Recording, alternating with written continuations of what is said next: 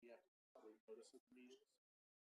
Only 72 hours ahead of take care of the end of 10 days. Why?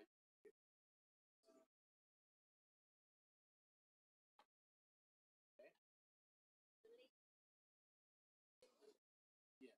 Hopefully we can depends on how you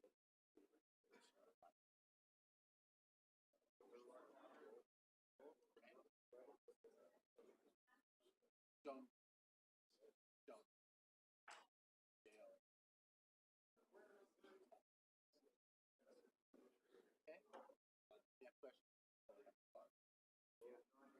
Okay. Yeah, question. Okay.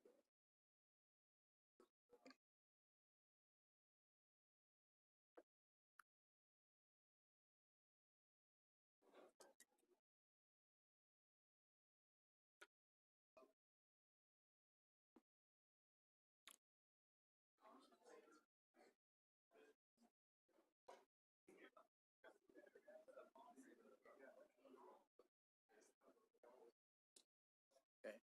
We can't do anything about that. That is between you and your tenant. We have no ability to deal with personal property between a landlord and a tenant. We're not allowed to. Right. Right. The city, the utility is always paid by the property. Your relationship with him, if he's going to reimburse you. He has his account.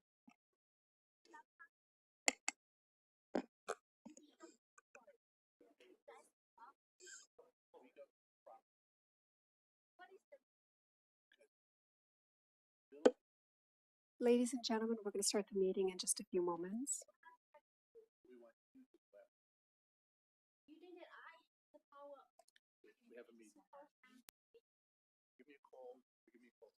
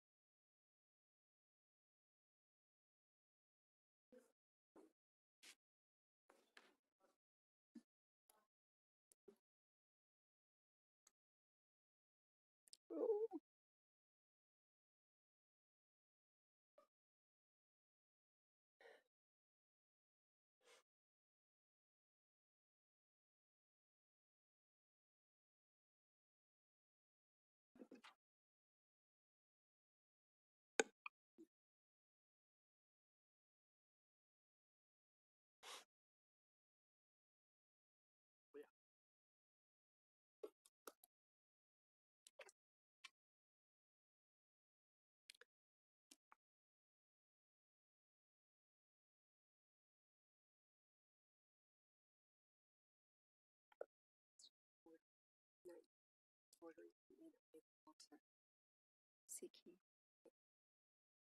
It's okay. Huh? No, no, yes. You should.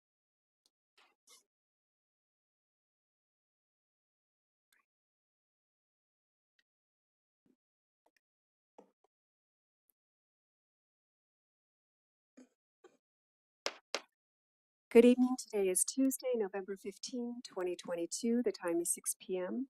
The regular meeting of the following will come to order. The Victorville City Council and the same council also sitting as the Victorville Library Board of Trustees, Southern California Logistics Rail Authority, Southern California Logistics Airport Authority, successor agency to the Redevelopment Agency, the City's Housing Assets, successor, Joint Powers Financing Authority, and the Victorville Water District. Madam Clerk, will you kindly call the roll? Councilmember Becerra. Here. Councilmember Gomez. Present. Mayor Pro Tem Irving. Here. Mayor Jones. Here. We have quorum. Thank you very much. All right, we're going to move on now to our invocation. That's going to be led this evening by Elder Stephen Lee of Destiny Christian Church. Following that, we will have our Pledge of Allegiance led by Lieutenant Visosky. Welcome, sir. Everyone, please rise if you're able. Good evening, everyone. Please let us bow our heads and pray. Dear wise and loving Father, first let me say thank you on behalf of all who are gathered here this evening. Thank you for your manifold and abundant blessings. Thank you for the gifts of life itself and for loving us even so from your merciful, bounteous, and gracious nature. Thank you for the ability to be involved in the useful work of servant leadership for your people, and for the honor and privilege of bearing appropriate civil and governmental responsibilities. In the scriptures, you have said that citizens ought to obey the governing authorities since you have established those very authorities to provide or to promote peace, order, and justice. Therefore, I pray for our mayor and for the various levels of city officials presented here, and in particular for this assembled city council. I ask that you would graciously grant them wisdom to navigate the conflicting interests and issues of our times with open hearts and open minds. Grant them a confidence and sense of welfare and true need of all residents of Victorville. Father, grant them personal peace in their lives and joy in their daily tasks. I pray that the smooth execution of the agenda set before them this evening. God, please give us the assurance of what would please you and what would benefit those who live and work in and around our beloved city of Victorville. In Jesus' name we pray. Amen. Amen. Thank you.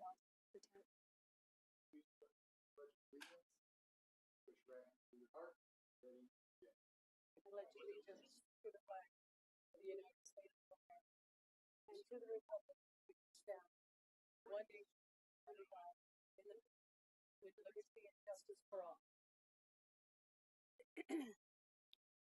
Thank you, Lieutenant.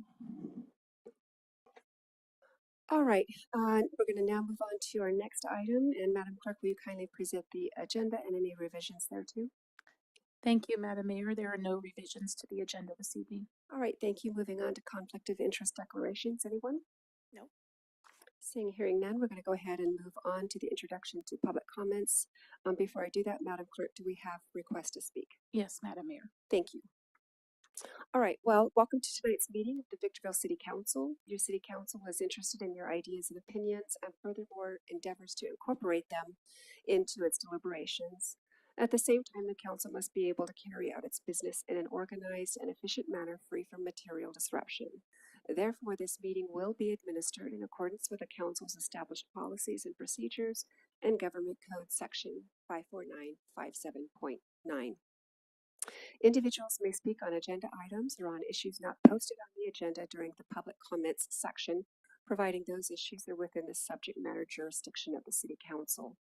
Individual speakers may address the Council once per public comment period and once per each public hearing item for up to 3 minutes. Additional time may be allocated for appeal hearings in accordance with the City's adopted policy procedures manual. Those who desire to comment on a public hearing item this evening may wish to reserve their remarks until that particular public hearing has been opened.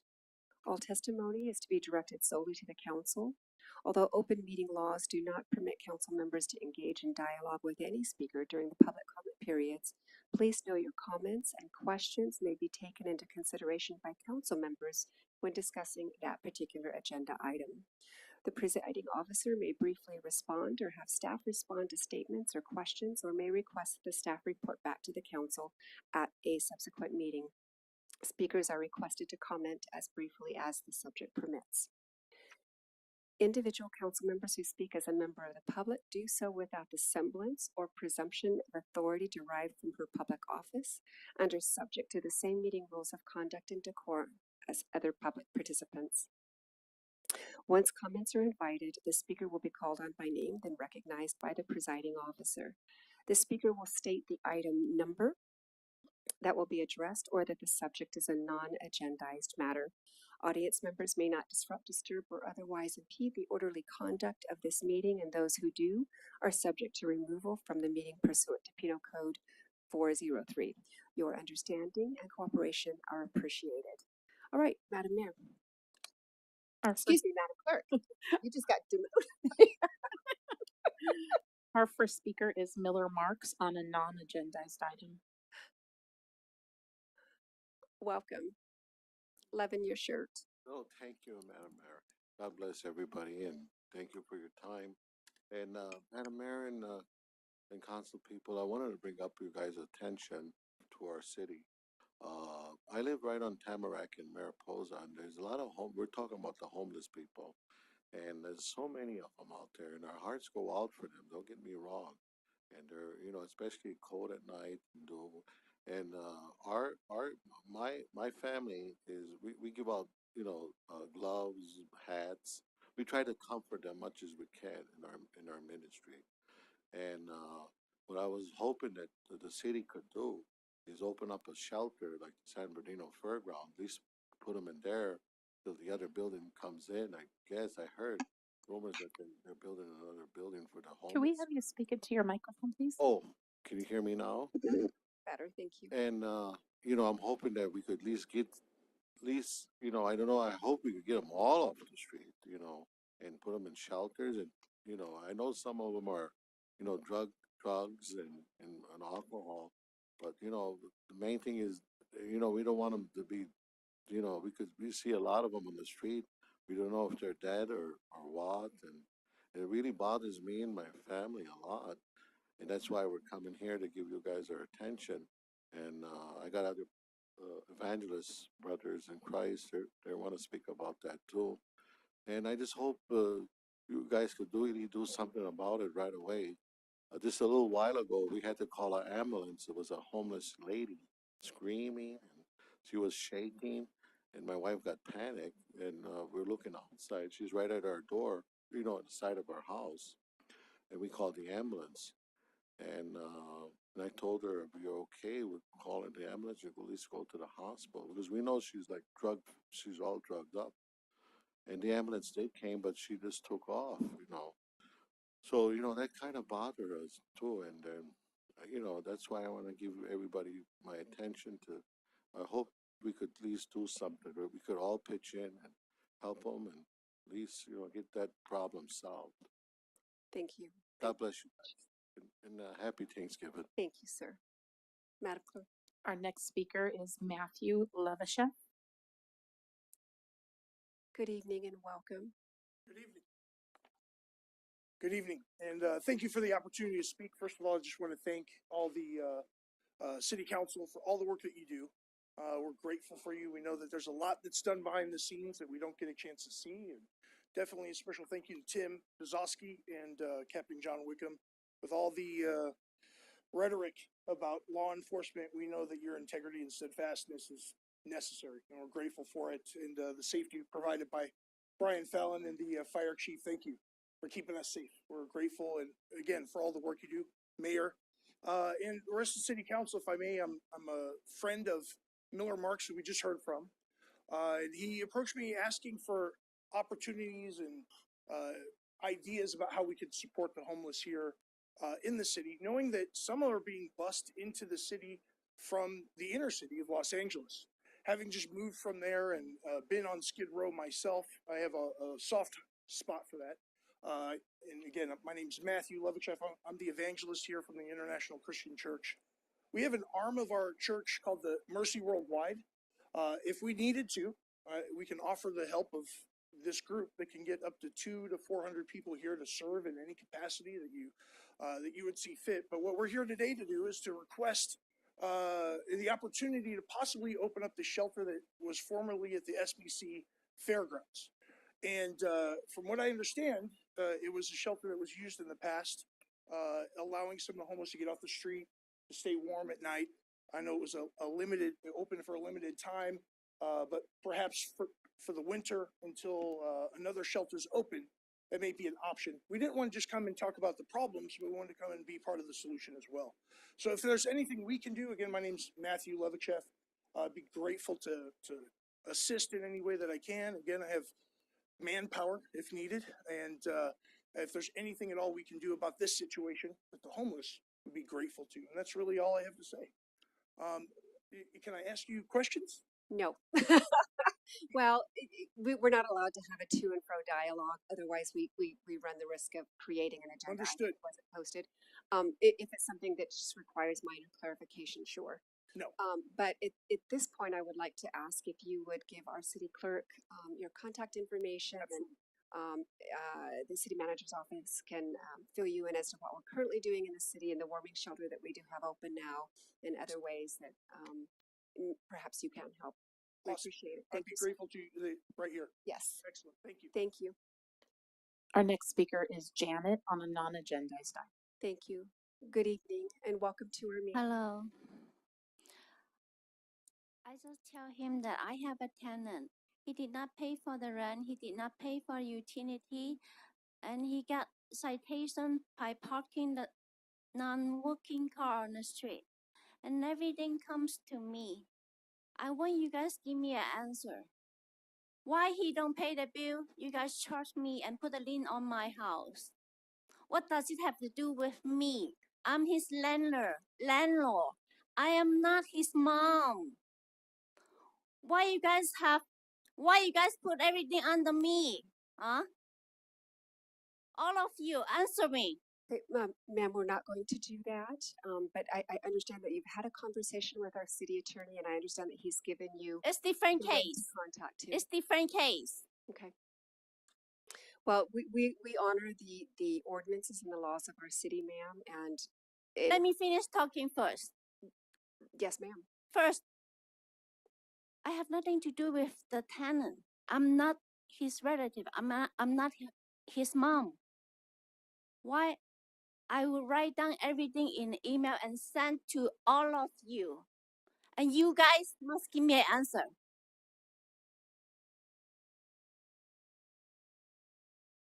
Do I make myself clear? Do you guys understand? We hear you, ma'am. I don't have the responsibility for him, for anybody. If he killed some people, am I gonna be in jail? Huh? Why you guys put a lien on my house?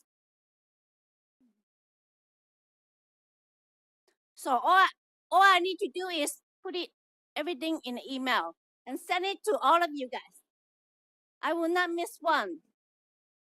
And I hope that I have an answer from you guys. Thank you, ma'am. Okay? Thank you, ma'am. And when is the next meeting? Before the next meeting, am I gonna have an answer? And I think- want you guys, the city, to pay me back for it.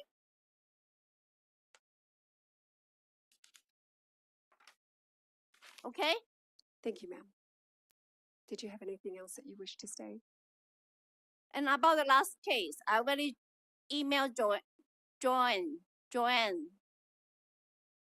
He said that I'm gonna have an answer in December 7th, the latest in 21, right? I will be looking forward for it. Thank you. And I want to know that who make the law, who make the rule that the landlord need to pay everything for the tenant. Is it ridiculous? Well, ma'am, I want you to know that the city council is certainly listening to you and hearing what you have to say, and we can see and sense your frustration. You are being heard, I assure you. Who makes the rule? Who make the decision? Who have the jurisdiction over my head? Mr. DeBortnowski, I know this is not something that we need to go into. I don't want to get into an agenda item kind of a situation, but if you would like to remark, if you think it's appropriate, please feel free. Well, certainly, I mean, these are rules that are in both the municipal code and governed by essentially the state of California. We follow the California rules. We then generate our own municipal code that's consistent with state law. So these are all consistent with state law. The issues between landlord and tenant when you're not involved. I will put all my questions in the email, and you guys will reply my email, right? Thank you, ma'am. Right? We are happy to receive your emails. I Who's can't gonna respond for anybody on the council, ma'am. Where I can get the answer from? How can I get my money back? I can't answer that for you. Your time is up. Thank you. Okay, Madam Clerk, the next speaker. There are no additional. Yes, I would like to speak as well. Thank you. All right.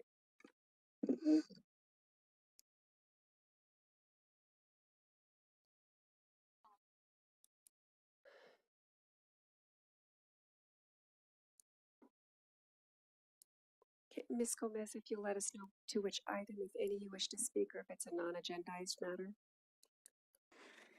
So every time I sit where I do sit, I would gracefully ask that if anyone in the council does speak, that the time gets stopped 100% of the time.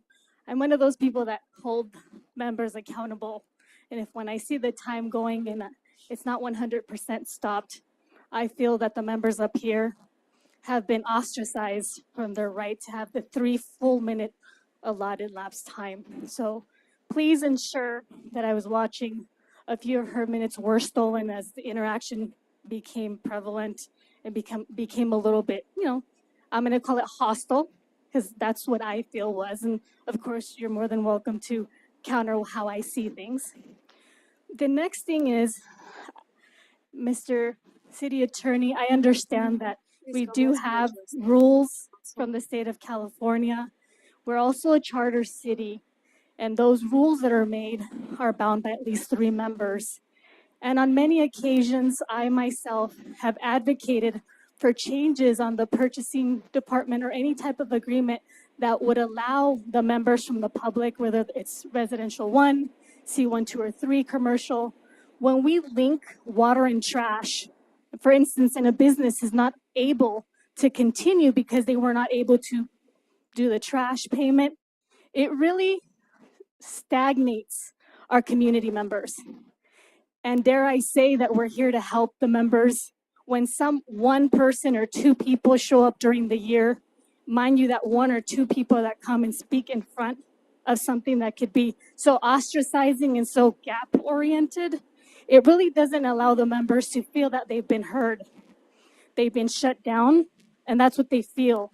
So when someone is saying, how am I responsible for something that the municipal code was passed either by 3 members or by an ongoing status quo from the administration, what that says in plain English is, let's look it over and see how many members are suffering from the same instances, but do not know where their government is to come and voice that concern. Better yet, don't know when those elections are to challenge each one of us. So if that change doesn't happen within 4 years, they can challenge the seats and make those changes that could happen, even my seat, your seat, anyone's seat. And so I challenge the members who are listening, because it's not just me speaking to the council, it's anyone listening. Doesn't matter if it's a staff member, doesn't matter if it's something that I'm projecting through my social media or even through YouTube. What is happening here is the desire to be heard, not shut down. And I don't think we're listening. I don't think we're paying attention. And that's not what comes across when someone has to come up here and doesn't get a response. Say, will I get that response? Thank you, Ms. Gomez. All right, Madam Clerk. There are no additional speakers. Thank you, Madam Clerk. All right, with that said, and there being no further requests to speak, the public comment period is now closed, and the chair brings this item back to the council. Now going to move on to our first business in order, which is public hearings.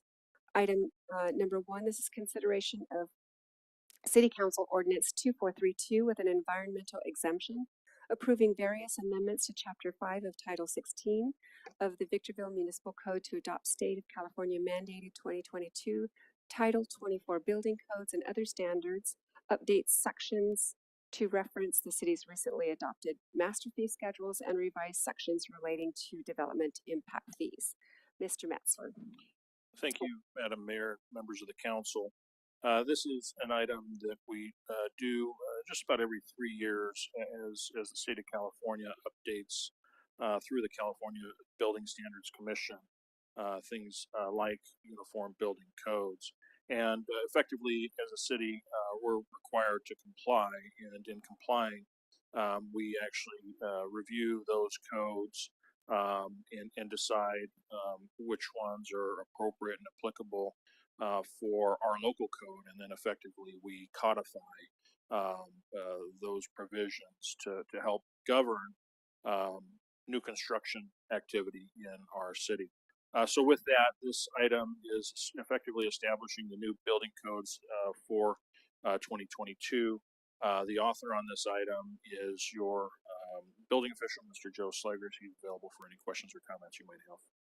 All right, thank you very much. Madam Clerk, the recommendation, please. That the Honorable City Council conduct a public hearing, receive public testimony, and take the following actions. Find the municipal code amendment exempt from the California Environmental Quality Act pursuant to CEQA guidelines section 15061B3.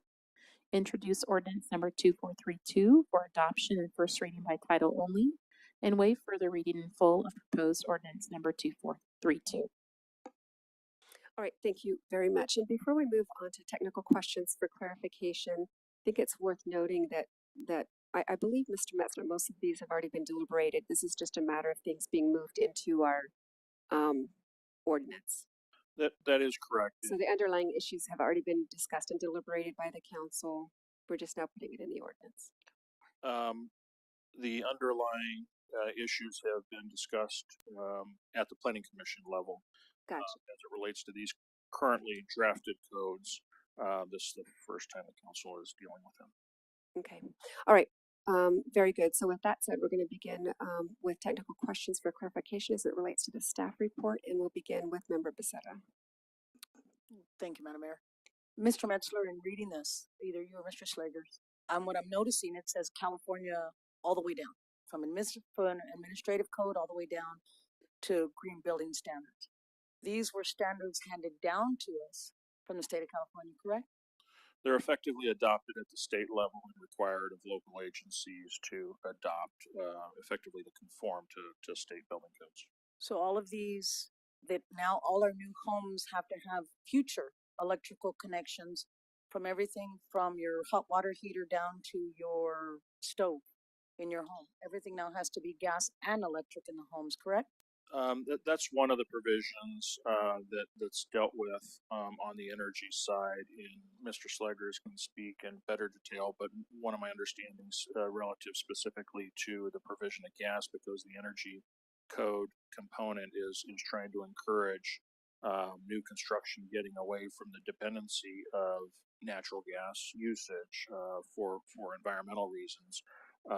It's trying to encourage alternatively the dependency on electricity. So in the case of new homes, and Joe will correct me if I'm wrong, that if the builder chooses to put in a gas line, say to the laundry room, they're also going to be required to put an electrical line to the laundry room as well. Mr. Slegers, would you mind expanding on that a little bit? Not at all. Mr. Metzler covered it pretty well. The one exception I would say is if you elect to go gas now, or excuse me, electric now, you would not be required to install the gas, if that makes sense. It does. So I would anticipate, though, that in future versions of the code, they'll basically require that you go full electric. California knows that SC can't even keep the lights on now, right? I know that was my A statement. bit of speculation, but yeah. This is going to cause the price of a house to go up. It's out of our control. yes, these are not measures that we control. And in some cases, yes, I think it will ultimately be a cost that has to be passed on to a homeowner. If I've owned my home for 30 years and I decide to sell my home, do I need to make upgrades to my existing home? Not under these provisions, no. Thank you. No further questions. Thank you, Madam Mayor. Thank you very much. All right, Member Gomez. Yes, so it was stated, and it's my understanding that this item is merely something that is kind of procedural. The only thing that I'm not understanding, if it is indeed procedural and it's already being worked out at the planning commission level, why have a public hearing, which is something more grandiose than simply bringing it in as a written communication? I can speak to Thank that. The reason for the public hearing has more to do with the action that you're being asked to take tonight, and that's actually to amend your existing municipal code. And you can only amend your municipal code or even create new code through a public hearing process, which starts with the noticing provisions, the publishing provisions, along with providing a venue like tonight to where you're inviting the public to offer public testimony for or against the proposed amendment to your code. Okay, and what is the one example where the compliance of Victorville has been exercised to demonstrate any of the changes that are addressed in this chapter in the title that we're talking about today? Could you restate that? Yes, absolutely. Where have we seen this already been in practice? Has it ever been practiced? Have we done things like this, or is this the first initiation? Yes, as Mr. Messler mentioned earlier, we triennially adopt these codes. So 3 years ago, we brought these forward as well. This is really just an update to catch the current codes, which will take effect January of this upcoming year. And maybe that just helped jog a little bit of memory from 3 years ago. One of the big ticket items that we were all made aware of that was a wholesale change in the state building codes. I believe it was energy code as well, was a requirement in that code adoption that new single family homes be required to place solar panels on the rooftops of homes, which they do now. But that was one of the consternation items, if you will, 3 years ago, and that was one that we dealt with at the time. Thank you. And are the recommendations stated by the resolution a word for word, or do we see something that's happening implicitly based on the interpretation of legislative intent as understood by the creator of this ordinance 2342? I would say it's largely word for word. Thank you. And what generic oppositions or advantages were discussed by the Planning Commission that merit some type of announcement and repetition here at the City Council, if any were brought up during that time? There was a concern regarding the appendices that reference emergency housing. That's why we went out of our way to kind of single that out in the staff report. But it's largely staff's position that we would like to require emergency housing to abide by the same laws, the same regulations that are outlined in the base code, just for the safety of those that will ultimately be placed in those units. So there was a question regarding that, and they wanted assurance on that, but ultimately they were in agreement on that as well. What do you mean by base code? So the appendices are actually voluntary adoptions.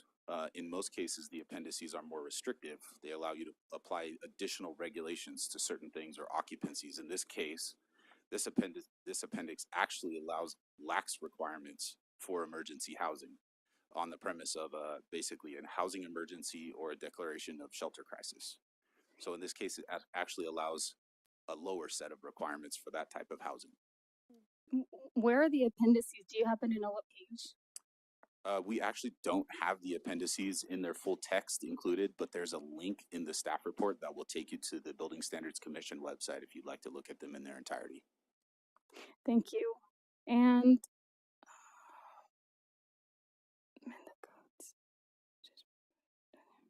so under section 16-5.02.060, we talk about there's the permitting processes and the fees under section B, and it talks about Joshua tree removals. I want to understand a little bit more clearer because I thought Joshua trees were not allowed to be removed, but this section says it is based on certain circumstances, looking at the trunk of the center of the tree. And who mediates that, and how is that mediated, and who's involved in that besides the surveyors? Well, I would say that you're actually correct in that we cannot, at the local level, authorize removal of a Joshua tree anymore under its current state. We're sort of waiting to see what happens at the state level. But at this point, we have to require that they get a take permit through the state in order to do that. So what you're seeing there is basically just an allowance for trees to remain on a developed site under certain circumstances. In other words, if they go through an arborist or a biologist to get recommendations on how to maintain the tree in a safe condition. Okay, and just so I know, this is basically in theory, because we could have Joshua trees, but they can be removed without the city knowing, because it's not like the city has a map and it's been pinged and it's going to survey to see which ones were removed and then create a citation for it. Yeah, unless we've had a full environmental survey on a property, we don't necessarily have an inventory of all the trees on the property. Okay, yes. finally, I'm gonna say, Is up. thank you. Thank you, Member Gomez. All right, Mayor Pro Tem Irving, questions? Actually, I think that Councilwoman Becerra clarified some questions that I had. Let me understand something just to be clear. Moving forward, the newly constructed homes, they'll only have electrical appliances, or there's an option to have both.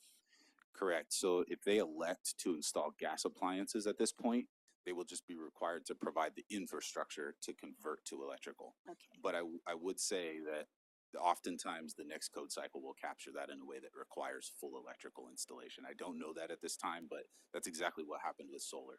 One code cycle, it said, you're going to require the infrastructure for it. The very next code cycle, it was a full system was Aren't there required. a few states that have already moved to require only electrical use in the homes? I honestly don't know about states, but I know a few local jurisdictions have. All right, thank you. All right, thank you, Mayor Pro Tem. And the chair has no questions, and I'm going to go ahead and open the public hearing to receive public testimony. Madam Clerk, are there any requests to speak? No, Madam Mayor. Okay, with that said, the chair closes the public hearing and brings the item back to the council and invites a motion from the council. Motion to approve staff's recommendations. Thank you. Motion. We have a first and a second discussion on the pending motion. Member Becerra. No discussion, Madam Mayor. Thank you. Thank you. Mayor Pro Tem. No, ma'am, thank you. Thank you, Member Gomez. Yes, absolutely.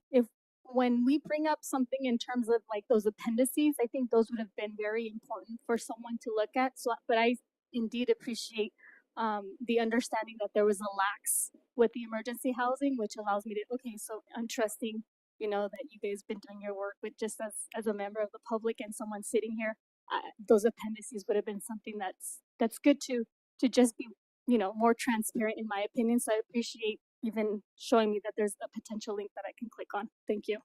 Thank you, Member Gomez. And the chair has no comments on the pending motion and closes the discussion period. Madam Clerk, the vote, please. Councilmember Becerra. Yes. Councilmember Gomez. Aye. Mayor Pro Tem Irving. Yes. Mayor Jones. Yes. Motion passes unanimously. Thank you. So the council has taken action in accordance with the recommendations set forth on the agenda. We're now going to move to our next business in order, which is the consent calendar, items 2 through 12. All right, with that said, a motion is in order for the council and the council acting on its various boards of directors to approve actions on the consent calendar items 2 through 12 in accordance with the recommendations presented on the agenda. So moved. Second. Thank you. We have a first and a second. Madam Clerk, the vote, please. Councilmember Becerra. Aye. Councilmember Gomez. Yes. Mayor Pro Tem Irving. Yes. Mayor Jones. Yes. Motion passes unanimously. Thank you. So the council and its various boards of directors have adopted staff recommendations on items 2 through 12 as presented on the agenda. Moving on to our next business in order. This is the written communications. We're going to look at item number 13. This is the Green Tree Boulevard Extension and Bear Valley Road Overhead at BNSF Railroad Projects, amendments to project funding agreements. Mr. Metzler, will you introduce the item? Thank you, Madam Mayor and members of the council. Yes, we do have two existing funding agreements in place between ourselves as the city and the San Bernardino County Transportation Authority, SBCTA, who's largely responsible for helping manage, plan regional projects. They're also a funding entity, including the administrator for Measure I funds. We've actually got an agreement in place with them for two large construction projects that are currently taking place in Victorville. First, the Green Tree Bridge over the railroad tracks connecting Hesperia Green Tree to the Apple Valley connector just north of Spring Valley Lake. That's under construction. Also the bridge widening, over the BNSF Railway at Bear Valley Road. Those two projects, as mentioned, are under construction, and the existing funding agreements are effectively helping provide the money to complete the construction. Those two agreements have terms that end or cause the expiration of those agreements at the end of this year, December 31st, 2022. So in this particular case, the items that we're asking for an extension of would be those funding agreements for an additional 2 years. It's believed, based upon the existing schedule and course of construction that's taken place, with the extension of these two loan agreements for an additional 2 years, the projects will complete, and there isn't an anticipation that there'll be a need for additional extensions to this funding agreement. So with that, the author on this item is your city engineer, Mr. Brian Gangler. He's available for any questions or comments you might have. All right, thank you, Mr. Metzler. Madam Clerk, the recommendation, please. That the Honorable City Council approve amendments to project funding agreements with San Bernardino County Transportation Authority to extend the terms until December 31st, 2024. Amendment number 7 to the project funding agreement for the Green Tree Boulevard Extension Project, and amendment number 2 to the project funding agreement for the Bear Valley Road overhead at BNSF Railroad Project. Thank you, Madam Clerk. All right, we're going to move on to questions for clarification as it relates to the staff report. We're going to begin with Member Becerra on this as well. No questions, thank you. Thank you, Member Gomez. Yes, for this project, to date, has it had the opportunity to be revisited by the planning commissioners for any reason whatsoever?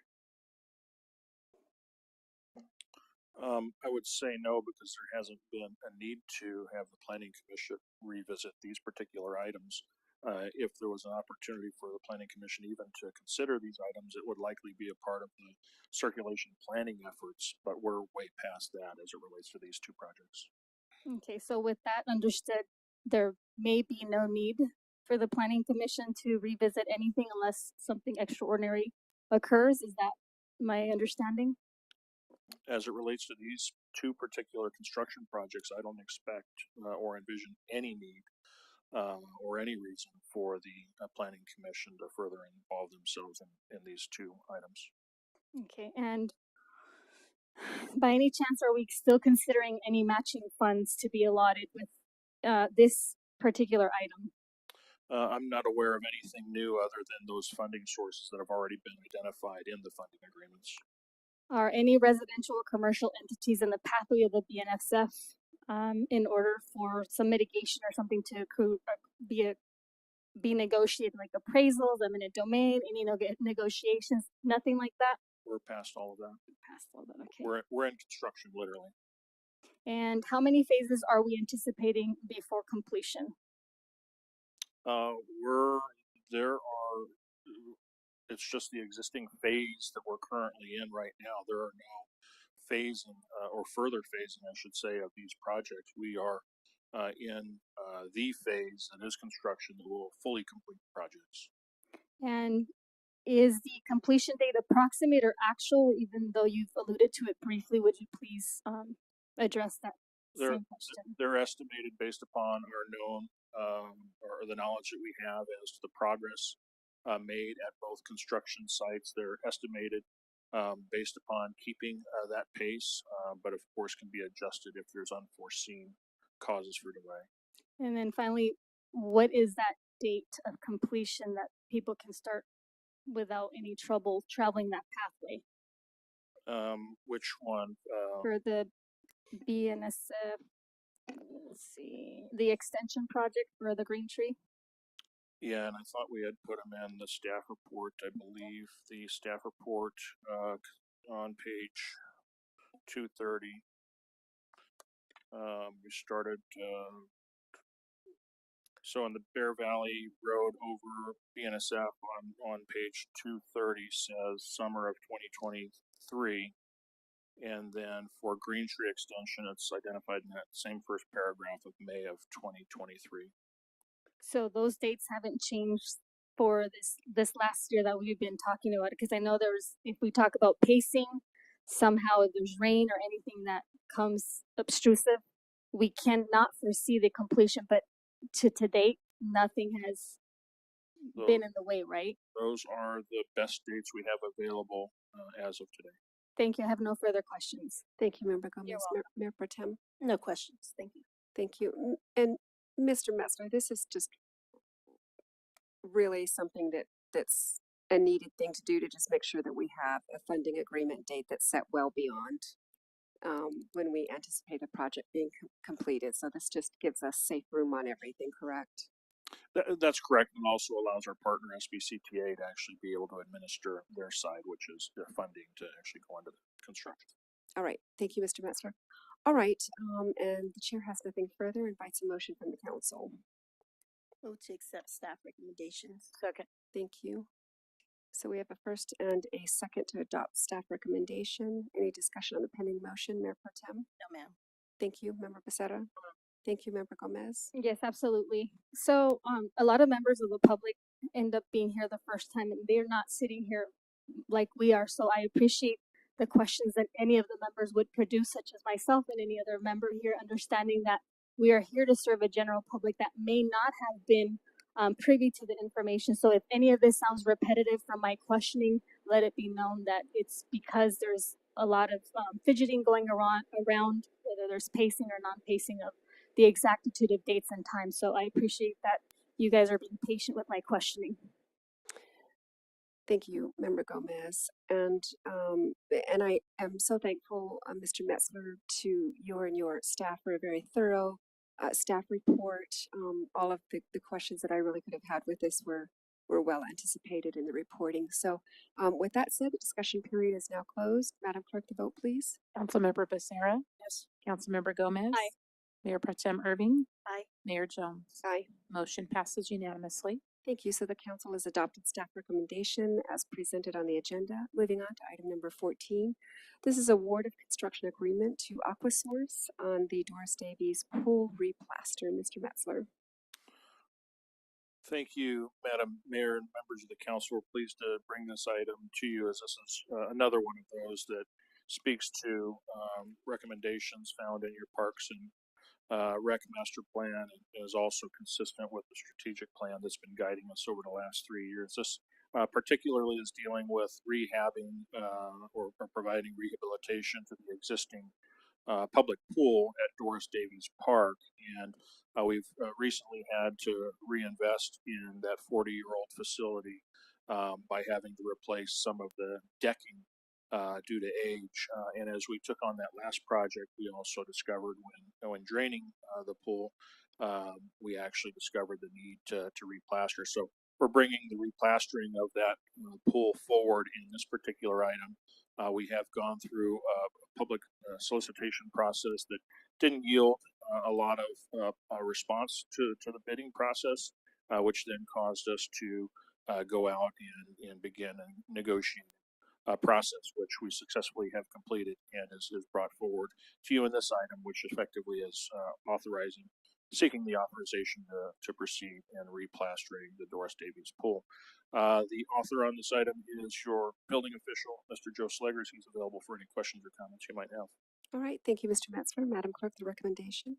That the Honorable City Council award a construction agreement to Aquasource for the Doris Davies Pool Replaster Project CC 23-034-1 in the amount of $166,612. Thank you, Madam Clerk. All right, moving on to technical questions for clarification as it relates to the staff report. We're going to begin with Member Gomez. Yes. Was this an item that was deferred for maintenance? Not by action was it deferred for maintenance. So here it says the Park and Rec Master Plan outlines the need to address deferred maintenance throughout the park system.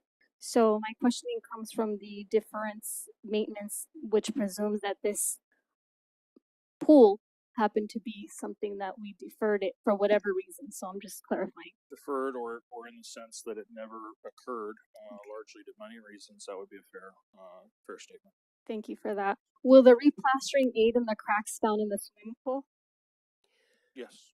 And after this appropriations has been utilized for its purposes, how much will be left for the fiscal year? So looking at the monies, we probably have enough, but we don't have a tally running. So do we have that figure or approximation? I don't have it as a part of this item, let me look.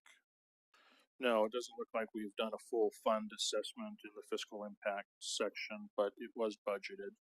And it's appearing that this construction project is being awarded at a price that is less than what was totally budgeted.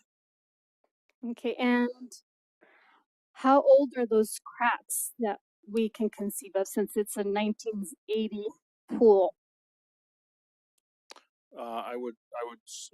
Unless there's a known resurfacing from when it was first built to now, I don't know that. Maybe Mr. Sluggers is aware. The pool was actually replastered in 2001 last. So we are a little overdue on that, but Mr. Metzler is correct that the project last year where we had to drain the pool is actually kind of what caused a lot of the damage that you see in the photos. Oh, okay. So I can probably surmise from your response that it was noticed and documented in 2001? No, that's the last time that the pool was actually resurfaced. So the pool was replastered at that time. Last year is when we conducted the deck project, and at that time is when it was documented that we needed to get in there and resurface it. So about a year ago. So, well, 2001, and you said a year ago. Would you clarify? 2001 is when we last reapplied the plaster finish. Okay. So at that time, it was a new installation. Okay, so if we take that timing and we're going to replaster it in 2022, can we safely say that it would need to be replastered within that same time period? And I'm making sure we're doing the same with replastering, even though that may not be the same members coming to help replaster it. To be honest with you, industry standard is about 10 years. We'd like to do it sooner if we can. It'll just come down to the budget at that time. Okay. Is this pool in current usage? Yes, it was used last aquatic season. Okay. So, I mean, now that you said yes, I would say if not, when was the last time? So in other words, this is just, we need to maintain it, but it's still safe for the general public to continue to be using it. It's just now we have the money, the maintenance is just, everything lines up. I just want to make sure that from the perspective of a public member and someone that was elected, we're consistently doing things that look safe and are safe for the public. Yeah, I wouldn't say that the concern now is a safety concern so much as a kind of a cosmetic maintenance concern. We just need to get it done before aquatic season opens back up in May. Okay, and Hold on. I'm sorry, Mr. Metzler, go ahead. It may help to know that the pool is currently closed. Okay, yeah, thank you, I appreciate that. And then I just want to call for the orders of the day. I've allowed a lot of latitude on the past several items, but we really need to stick to the purpose of this agenda item, which is the award of the construction agreement. So our questions really should be mostly related to that. Yeah, so I appreciate that, Madam Mayor.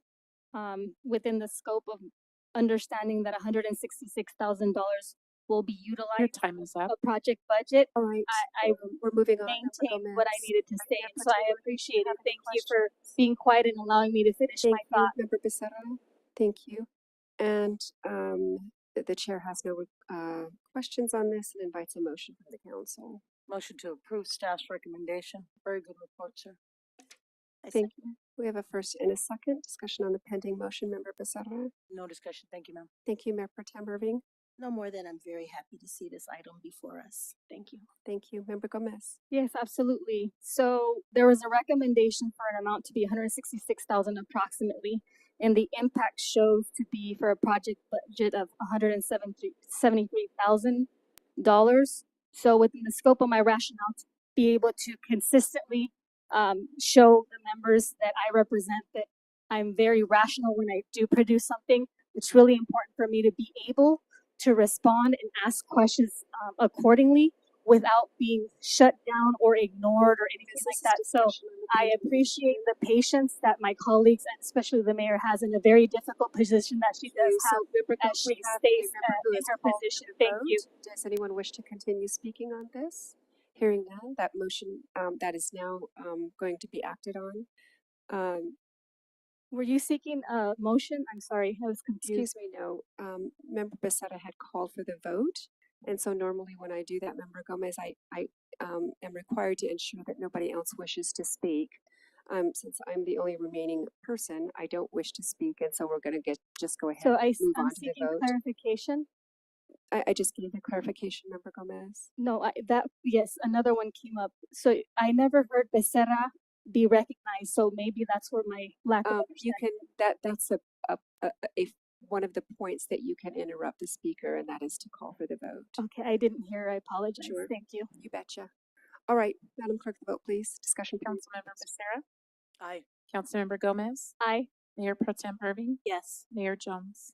Aye. Motion passes unanimously. Thank you. So the council has taken action pursuant to the recommendations set forth on the agenda. Moving on to item number 15, adoption of resolution number 22-121 regarding range change for fire mechanic, senior fire mechanic, and lead mechanic positions. Mr. Metzler. Thank you, Madam Mayor and members of the council. This item is effectively an item that's dealing with the table of work and recommending alteration to existing ranges affecting 5 positions in the mechanic series for maintenance of the fleet, particularly the mechanic, the fire mechanic, senior fire mechanic, and the lead mechanics. And we've run into 2 issues. And first, among these positions, they were not among those that were actually studied in the most recent salary study, but having actually gone through recruitment efforts, we're actually finding competitiveness related issues with respect to salary. But we're also, and this item is attempting to correct some internal equity issues relative to where they're placed on the table of org. Particularly, we've run into issues to where the fire mechanic positions particularly require increased level of maintenance certifications than the regular mechanics. And so we're believing it's necessary so that we can actually keep our fire mechanic positions filled, to actually structure them correctly to where they're actually ranked higher than, say, those positions that have lesser credential or certification. So that's really the main purpose for this item before you. We do have 2 authors on this item. Josie Trevino, Human Resources Officer, can speak to the human resources aspect of this item, and your Director of Public Works and Water, Mr. Doug Matthews, who oversees the fleet operation, can certainly speak to any fleet-related issues. All right, thank you, Mr. Metzler. Madam Clerk, the recommendation, please. That the Honorable Victorville City Council adopt resolution number 22-121, updating the pay range for the positions of fire mechanic, senior fire mechanic, and lead mechanic. Thank you, Madam Clerk. All right, technical questions for clarification, beginning with Mayor Pro Tem Irving.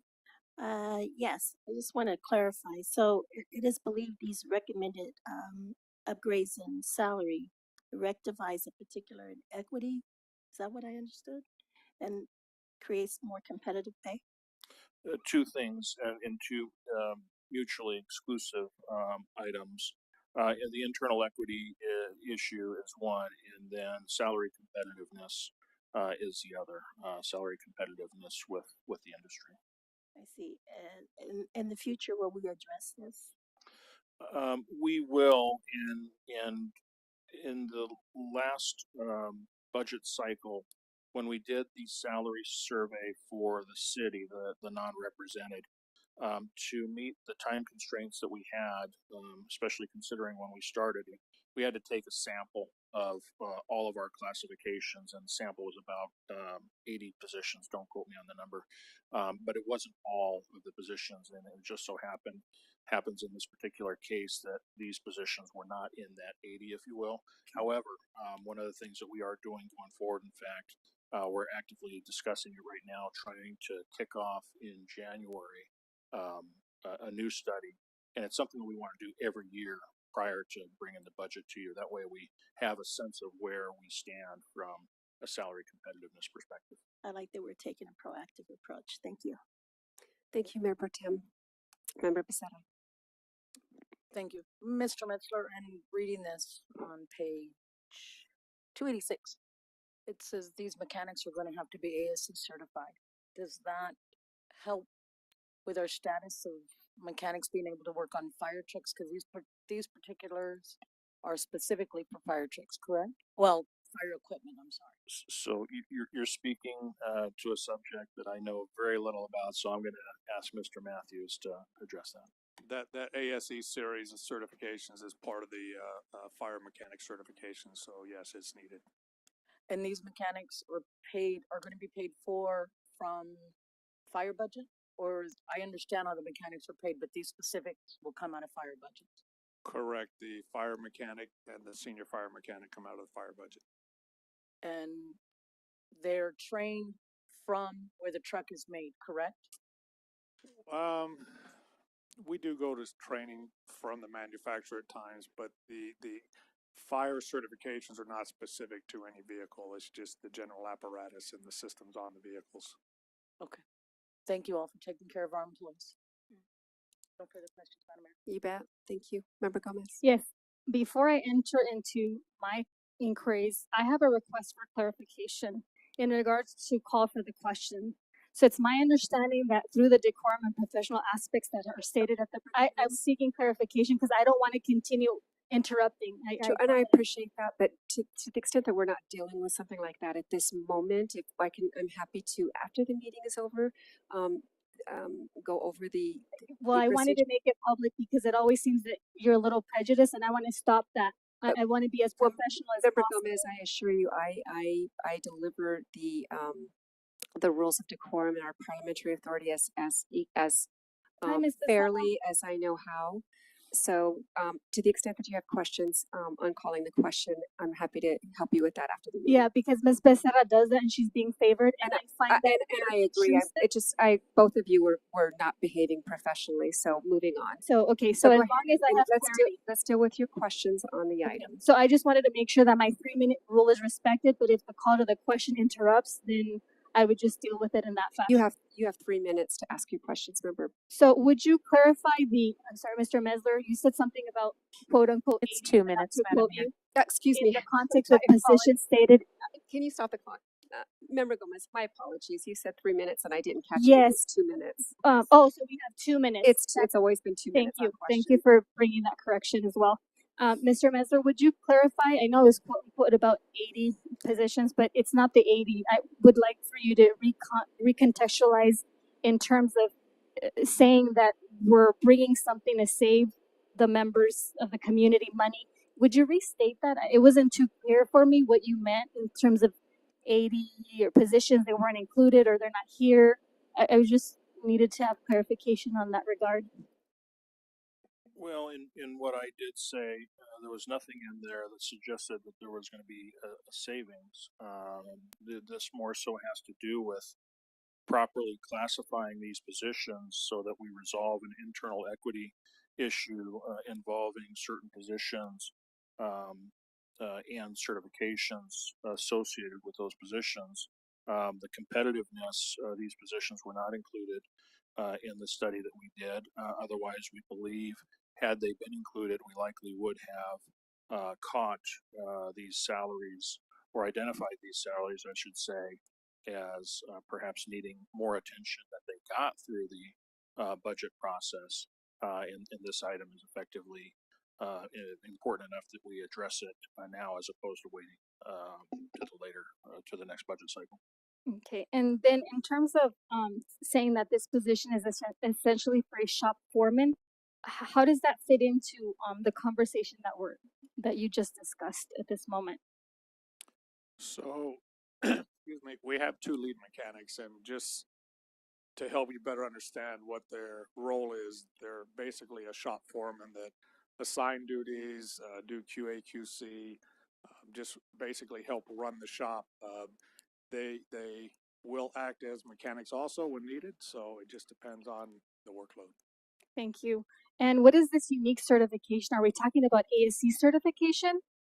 Automotive Service Excellence okay. certifications. All right, thank you. And in terms of, and this is what I did read in the reporting, there's a salary savings being created by the updating of the page range unless there's a decrease or an abolishment of steps in certain positions. Is this the case in this regard? That term came out here, so that question was related in context with the item. So the reason there's no additional appropriation is because we have vacant positions that are the savings there are greater than the costs that are going to be incurred by these pay range increases. Okay, so specifically, how many positions were modified, deleted, or erased or upgraded? 3. 3. And was the requirement of new certification just recently, or is this something that we needed to address and it's just long occurring and here we are? It's been known. This is just, it's a standard requirement for fire mechanics. Okay, and is this item only addressing the 2 unique certificated positions, or is it simply a context to aid in the comprehension of the item for clarification purposes? I'm not understanding that. So in other words, it's a requirement for us to have people who are ASC certified rather than just being like trained to be able to perform the job. But if they're not certified, they won't get that pay level because of the certification, but they can still obviously help out. So the requirement is to have a fire certification. Fire. The ASC series of certifications are part of that fire certification. And are we helping with that certification at all, whether it's money, resources, or anything like that? Yes, we do. Oh, we do. And was the 10% variation in pay compared to the, I'm going to call it CPI or any other indexes? So when we look at the comparable tables that we switched for the salaries, where did we make Your time it is up. comparable to OC or just? Okay, thank you. Member Gomez, if you understood where she was going with the question, please feel I free. kind of missed that one. I'm not. All right, Thank you. thank you. All right, and then, so Mr. Metzger, I was honestly a little surprised to see this on the agenda because we just did, it seemed like just not too many months ago, a salary survey and so forth. But I'm glad to see this because it shows me that we're really doing our due diligence for our employees. Does my memory serve me correctly that it was just March of 2019 that we opened the fire department, correct? Was that That is correct. March of 2019? So this, I suppose, isn't too unusual in that we're doing the hard work to perfect operations. The necessary work, I should say. Yeah, I would agree with that. I think part of the issue that's occurring is just in the compaction of these positions, and you know, we're having trouble keeping people in these positions because as we're opening up another position, they're quickly applying for and actually getting promoted into the other positions. So we're trying to create more more space between the positions as well. Got it. Okay. Thank you. All right. With that said, the chair invites a motion from the council. Motion to approve staff's recommendation. Thank you. We have a first and a second. Discussion on the pending motion. Member Becerra. Discussion?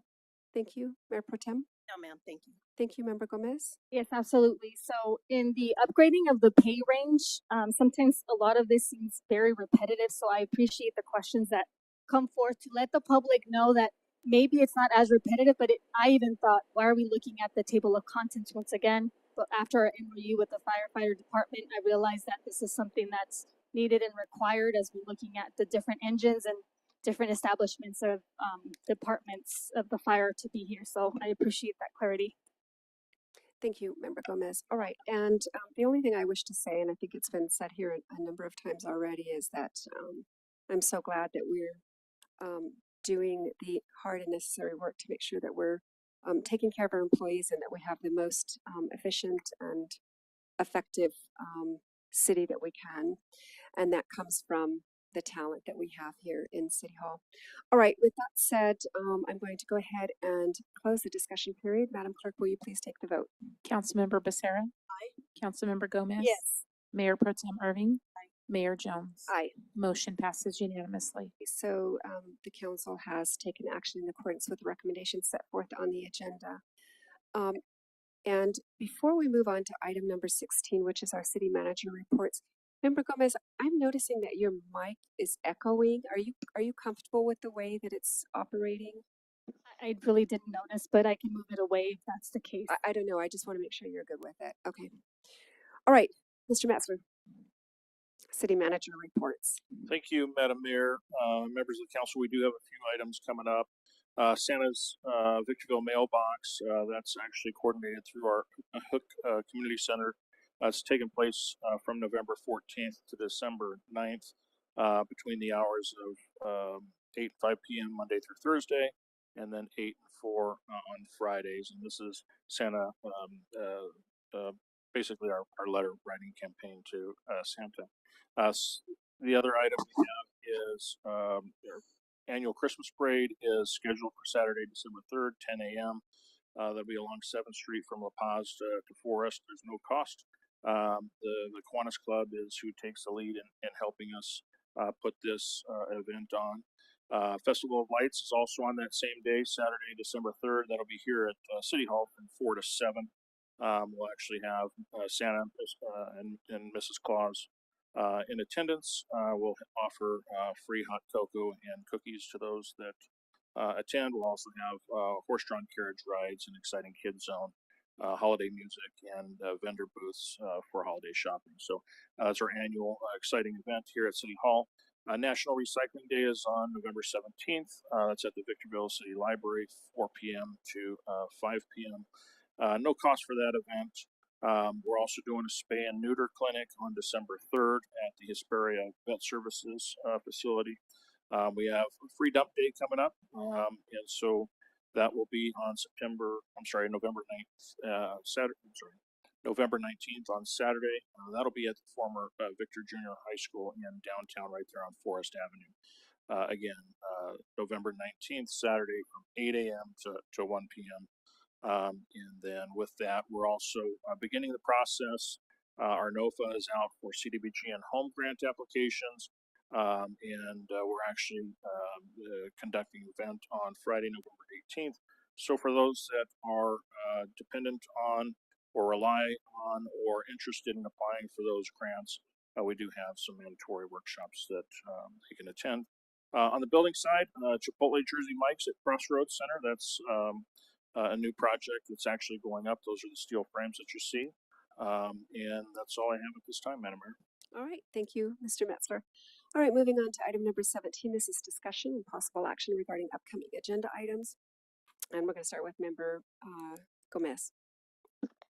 Yes, so the first one is reconsideration of bifurcating the water and trash for city property owners and leasing of properties to ensure that any external issues or lotting of the current practices that the city espouses are indeed merited.